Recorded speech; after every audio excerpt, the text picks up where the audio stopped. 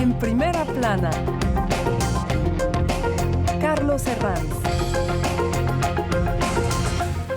Bienvenidos en Primera Plana, un programa de Radio Francia Internacional y de France 24. Esta semana ponemos los focos en Brasil, en víspera de unas elecciones que enfrentan al izquierdista Lula da Silva frente al presidente el ultraderechista Jair Bolsonaro. Nos acompañan en este estudio David Gormezano, periodista en France 24, que fue corresponsal en Brasil. Bienvenido, David. Hola, Carlos. Paloma Barón, politóloga y compañera de la redacción brasileña de RFI. Bienvenida, Paloma. Gracias. Y el periodista especializado en Latinoamérica, Guillaume Ascari. Bienvenido, Guillaume. Buenos días, Carlos. Brasil, áspero duelo entre Lula contra Bolsonaro, hoy en Primera Plana. A primera vista, el duelo en las elecciones brasileñas del 2 de octubre pudiese parecer clásico entre derecha e izquierda en Latinoamérica, pero hay varios factores que invitan a no pensarlo.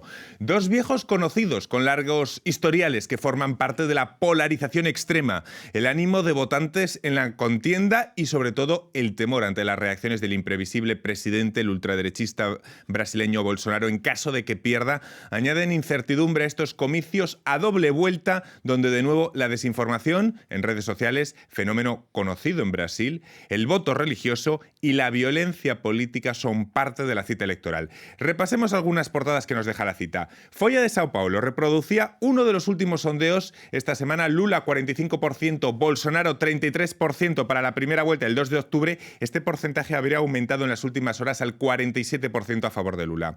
Aquí en Francia también deja traza las portadas de esta elección, como esta que vende el diario Libération, que titula La democracia en juego y que afirma que pese a que encabeza los sondeos, la batalla no está ganada para Lula. Para terminar esta portada, algo anterior de Time del mes de mayo pasado, bajo el titular Lula segundo acto. Bueno, si les parece, vamos a explicarlo primero. Estamos de forma didáctica. David, estamos ante una primera vuelta, la del 2 de octubre, pero ya tenemos un cartel entre dos candidatos, el izquierdista Lula y Bolsonaro. ¿Por qué, si estamos ante una primera vuelta, para que nos entiendan los espectadores, estamos ya ante un juego de dos? Bueno, son los dos personajes más importantes de la vida política de Brasil en los últimos años. Bolsonaro fue electado en el 2018 en un contexto muy especial. Lula era un expresidente encarcelado. Entonces, este duelo es lo que parece inevitable. Inevitable. Y todos los otros candidatos, porque hay algunos... 11, ¿no? En total. 11. Dentro de estos 11 son dos que están encima del 5% de intención de votos. Pero toda la campaña, desde casi un año, está polarizada entre Lula y Bolsonaro. Son dos personajes. Bueno, Lula es 50 años que está un personaje central en la vida política de Brasil. Y Bolsonaro tiene una carrera en el Parlamento, en el Congreso de Brasil, de 30 años antes de ser presidente. Dos pesos pesados de la política brasileña que polarizan también a la sociedad. Luego les quiero preguntar sobre el clima de violencia política que se ha establecido en Brasil. Pero antes, sondeos. Lula lidera con un 47% las últimas encuestas. ¿Es posible que gane ya en la primera vuelta del 2 de octubre o esta posibilidad no la dais por verosímil? Paloma. Yo creo que sí, porque en la última encuesta de Datafolha dice que Lula estaba con 47%, entonces 2 puntos percentuales a más que en la encuesta anterior, y Bolsonaro mantiene su 33%. Para ganar una elección en Brasil, un candidato necesita del 50% de los votos válidos más uno, y Lula ya tiene, de acuerdo con esta encuesta, el 50%. Entonces, sí existe una posibilidad. Guillaume, ¿por qué no se ha consolidado una tercera vía? Es decir, aquí hablamos de un enfrentamiento muy claro entre dos pesos pesados de la política brasileña. ¿Entre medias no hay nada en esta primera vuelta? Sí, existe una tercera vía, Ciro Gómez que se ofrece como una tercera vía, pero es una tercera vía porque él fue ministro de Lula, justamente, pero no es una tercera vía que es significativa, yo creo, por los brasileños, porque hoy día el partido se juega entre Lula y Bolsonaro y se podía jugar también en 2018, no sé, el partido al final no se hizo en 2018, ahora en 2022 se va a hacer este partido que muchos brasileños esperan entre dos. Uno, el mandatario actual y el expresidente Lula, que tuvo 2 mandatos, donde vamos a regresar también en este tema, que también con éxitos, sobre todo por la economía también brasileños. Luego hablaremos de esos balances, pero a diferencia de elecciones anteriores, David, en que los contendientes se veían, podemos aplicar la palabra adversario político, ahora hablamos más bien de enemigo político entre dos figuras que polarizan a la sociedad brasileña. ¿De ahí este clima de violencia que se ha instalado en Brasil? Hace 5 o 6 años que Brasil entró en un ciclo de crisis económica. La economía de Brasil no está creciendo más y hubo momentos muy difícil para muchos brasileños en los últimos años. Y hay una crisis política también. Hubo la destitución de una presidenta, hubo la encarcelación de un expresidente. Ganó un candidato en el 2018 que no viene de los partidos que han estructurado la vida política brasileña desde el regreso a la democracia en el 85. Entonces, el Brasil ha entrado en un periodo inédito de su historia. Y estamos ahora en un momento clave, creo. Yo creo que gana quien gana esta crisis política, este extremismo que viene de una parte conservadora del electorado brasileño, no va a parar con el resultado. Con esta elección. Claro. 3 de cada 4 electores brasileños dice sentir temor por expresar sus ideas políticas en este momento. ¿Esto se palpa en la calle? ¿Hay temor a la política? Sí, sobre todo porque desde que Bolsonaro fue elegido, la violencia política, que claro, no es normal, pero fue legitimizada.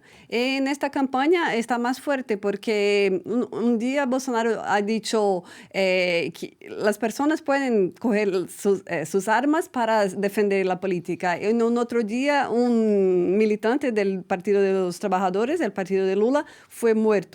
Entonces, estos crímenes empiezan a acontecer más y más en Brasil. En 2018, antes de la elección de Bolsonaro, tuvimos el asesinato de Marielle Franco, que era concejal por Río de Janeiro. Y después, en los 4 años siguientes, hubo un aumento del 33% en la violencia contra las mujeres en la política. Y no solo las mujeres. Recientemente, antes de la fecha nacional de Brasil, el 7 de septiembre, el hijo de Bolsonaro, Eduardo Bolsonaro, ha dicho también que los ciudadanos que tienen el porte legal de armas debían salir a las calles para defender a Bolsonaro. Entonces, sí, claro, cuando el presidente, sus hijos y su círculo próximo defienden que la violencia es posible, es más fácil si eso ocurre más. Guillaume, ¿cómo ve este clima de violencia que se ha instalado? Yo creo que en Brasil hay una violencia de sociedad y ahora hay una violencia que aumentó durante esas elecciones y sobre todo durante esa elección que se está viviendo desde meses en Brasil y el clima de inseguridad que hay en Brasil no es solo en las grandes ciudades, no es solo en las favelas, pero sino va más allá de eso, más allá de la ideología de lo que puede ser el bolsonarismo y también, o lo que puede ser también lo que representa Lula. Es una violencia que es generalizada en Brasil hoy día y que vemos justamente también en la prensa cada día en Brasil, la prensa que habla de asesinato. Justamente en julio, por ejemplo, en Foz do Iguazú, en Brasil, con un representante del Partido de los Trabajadores de Lula que fue asesinado por la policía. Otra de las claves de esta batalla electoral, el voto religioso, que parece consolidarse como la gran batalla de estos comicios. Se trata del 90% de 150 millones de votantes registrados en el país. Ambos candidatos dicen que es Dios quien les guía. Estas apelaciones constantes, ¿qué repercusiones tienen en un país como Brasil, David? Brasil es un país religioso, pero yo creo que Lula en cada de sus campañas electorales intentó seducir al voto evangélico, pero Lula no viene de una tradición muy religiosa, es un sindicalista, siempre fue en los años 80 y 90 fue próximo a unos pensadores de la teología de la liberación. El voto católico sí que está con Lula en cualquier caso, el católico sí, ¿o no? El voto católico está dividido. Quizás menos, en sentido diferente del voto evangélico. En sentido distinto. Pero hay católicos que votan a la izquierda, hay católicos que votan a la derecha. Gerardo Alckmin, el candidato a vice de Lula, es un católico conservador. Y era candidato de derecha en elecciones previas en Brasil, por ejemplo.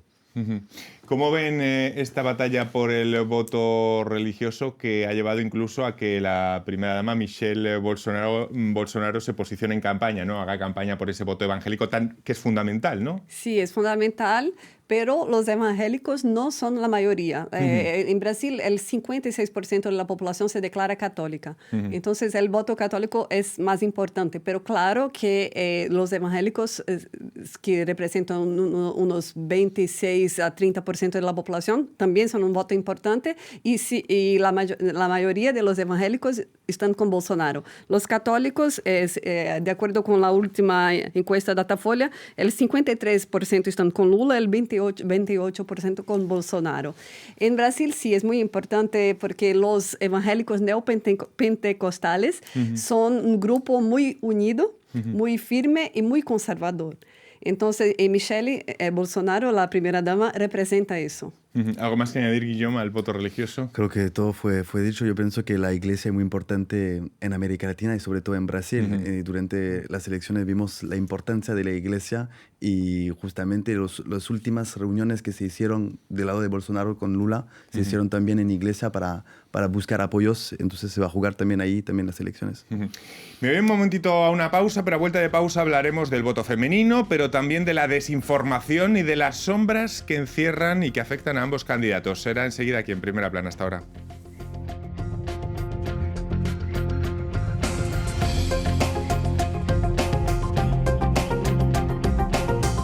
Enlace. Del Cono Sur a Norteamérica, de los Andes a Centroamérica. Una cita semanal con los temas más importantes de los países del continente americano. Presentada por los corresponsales de France 24. Enlace en France 24 y France24.com. Seguimos aquí en Primera Plana, esta semana analizando las elecciones de Brasil del próximo 2 de octubre, ese duelo entre Jair Bolsonaro y Lula da Silva.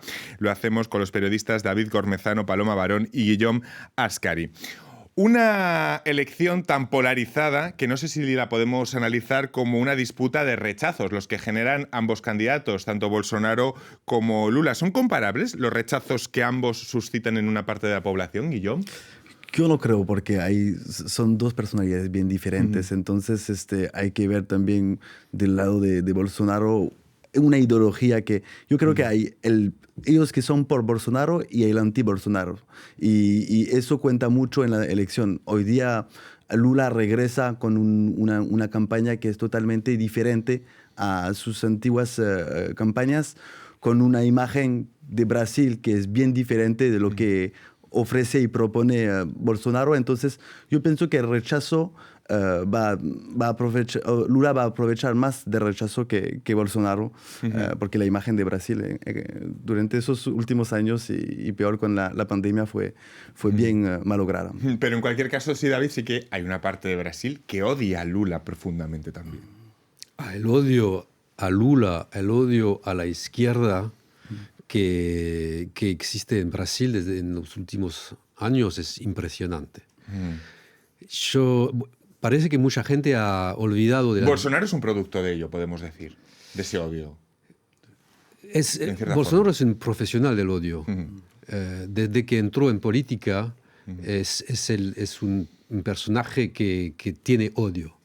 Él defiende a la dictadura militar y siempre tuvo un modo de expresión muy violento desde que inició su carrera política. Es su marca, es su lema en la política. Pero unos años atrás el Brasil no está tanto polarizado. Había alternancia entre el PSDB y el PT. Hubo una década, el 2000, muy exitosa por Brasil, una tasa de crecimiento increíble. La imagen exterior que proyectaba Brasil al mundo también era muy distinta de la que tiene ahora el país, ¿no? Pero mucha gente había olvidado que existe un Brasil un poco desconocido, al menos en Europa, muy conservador, muy religioso, y que ahora está tomando el control del debate político. Yo creo que es lo que pasó en los últimos años. Porque no éramos conscientes fuera de Brasil de que también existía ese otro Brasil que odiaba a Lula, que emergía y que llegó finalmente al poder. No éramos tan conscientes de que existía. Yo creo que este Brasil tenía una expresión menos, con menos poder, con menos extenso. En los últimos años, quizá vamos a hablar de fake news y de la importancia de redes sociales. Ha sido el instrumento catalizador. Yo creo que sí, que el odio a Lula existía antes, pero que se hizo algo central en el debate público. Eso es gracias a las redes sociales y gracias a la crisis política iniciada en el 2015 por las investigaciones de la operación Lava Jato, que cambió mucho el debate político también en Brasil. La desinformación en redes sociales ya lo vimos en la campaña anterior, pero ¿sigue siendo Brasil un país abonado a las fake news a través del WhatsApp, Paloma? Sí. Bolsonaro, ¿No por se han ejemplo, puesto mecanismos para controlar? Sí, han También. puesto, pero no es suficiente. Bolsonaro, por ejemplo, contesta todas las encuestas y dice que existe un data pueblo, porque cuando viaja, cuando está con el pueblo, siente que va a ganar y que va a ganar en primer turno. Cuando fue a los funerales de la reina en Londres, ha hecho un discurso de la Embajada de Brasil. Hace un mitin político en la tribuna de la ONU, en el funeral de Isabel II, donde le pille. En la fecha nacional de Brasil. Entonces, debería estar como presidente y eso no puede ser confundido en Brasil. Hay una ley electoral que dice que cuando estás como presidente no puedes hacer campaña política, pero él no respeta. Así como no respeta la cuestión de las fake news en WhatsApp, en las redes. Entonces habla del Data Pueblo, que es su propio instituto de encuestas. Y también hay casos ya registrados de que ponen encuestas que no existen. En la voz del presentador del Jornal Nacional, que es el más importante jornal televisivo de Brasil, una encuesta que no existe. Perdón. Es cierto que las mentiras también han llegado a televisión, alcanzando a otros públicos. Lula ha afirmado haber sido absuelto de todos los procesos que enfrentaba en relación con la macrooperación anticorrupción Lava Jato, pero en realidad esto es falso porque las condenas fueron anuladas en buena parte por problemas procesales. ¿Esto no le pasa factura a Lula? Yo creo que Lula en esta elección, su problema es repetir las campañas de antes. Yo creo que la izquierda hubiera querido un otro candidato que Lula, pero que no existe. Entonces Lula es candidato.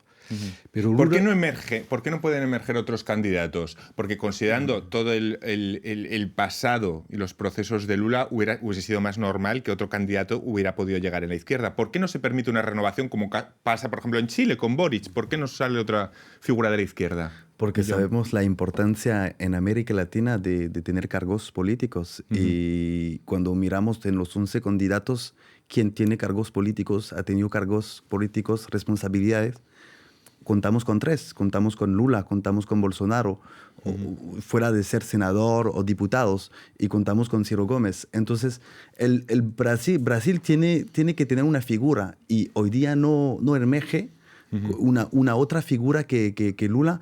Y yo pienso también que la izquierda hubiera también gustado tener otras posibilidades que Lula, quizás por esa elección. Yo pienso que también. Otro tema es la imagen exterior de Brasil, que parece haberse degradado en estos 4 años de gestión de Bolsonaro. ¿De esto se habla también en campaña o es una campaña ensimismada en luchas internas? ¿Se habla de la imagen que proyecta Brasil al exterior, Paloma? Se habla poco, pero sí, la izquierda habla porque es importante para la izquierda enseñar que cuando Lula estaba en el poder, Lula viajaba a todo el mundo, era recibido por todos los líderes, fue el único que cuando la reina murió, fue el único que pudo publicar fotos con la reina porque ha encontrado la reina otras veces, y Bolsonaro, como no podía hacer eso, fue a los funerales. Entonces, sí, es importante la imagen en el exterior, claro. Ayer una ministra del Supremo Tribunal, Carmen Lúcia, ha hablado de eso, de la violencia política, de la violencia cultural, y que la cultura de Brasil es una de las cosas que es más importante, o que podemos estar orgullosos de eso también en el exterior, y que hoy hay censura. Entonces sí, es una imagen que está en decadencia completa, y la izquierda habla mucho de eso.